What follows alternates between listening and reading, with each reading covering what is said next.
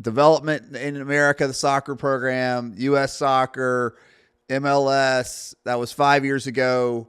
Have things improved in those 5 years since that moment, that low moment for U.S. soccer?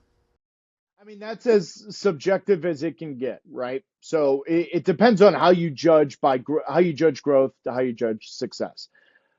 The fact that we're talking about American players playing at AC Milan, Chelsea, Borussia Dortmund, Barcelona. So I'd be an idiot to not look in this camera and on this podcast tell you guys that things haven't changed. Absolutely, they have. Absolutely. Now, do I think that was inevitable? I do. And the reason why is we do have way more exposure. And I'm not that old, but we are talking exponentially better exposure to the sport at the highest of levels in this country than we did when I was playing. And so naturally, you're just going to develop better players. Christian Pulisic, Weston McKennie, Timothy Weah. I can go up and down the line.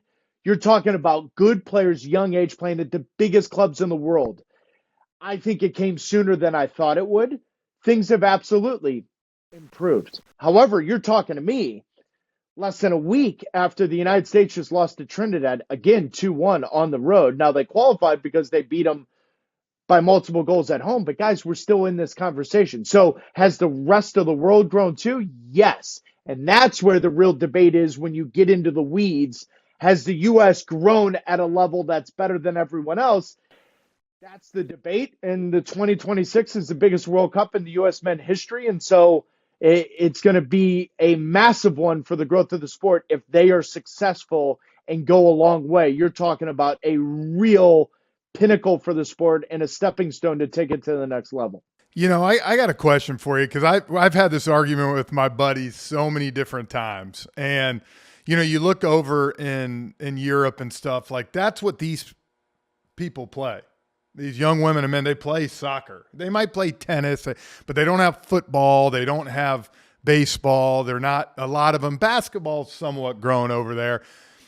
If all the people in the U.S. say there wasn't football, say there wasn't baseball, do you think it's like Tyreek Hill? Could you imagine if Tyreek Hill played soccer at the age of 10, what he would be now? I mean, if you had, my question, I guess, to you is if you had all these athletes here in the U.S. play just soccer from 10 years old, don't you got to believe we'd be different at the highest level? Yes, absolutely. But the greatest of all time is 5'7", 160 pounds wet. Messi's literally at best 5'8" with cleats on. So Jeff, the reason why I say that is the argument of, well, what if LeBron played goalie? That wouldn't do anything. No, I agree with that. What if Giannis played, right? And Giannis is the biggest soccer football fan in the world. He could sit here and do a podcast with me. We could talk about the sport for 3 hours.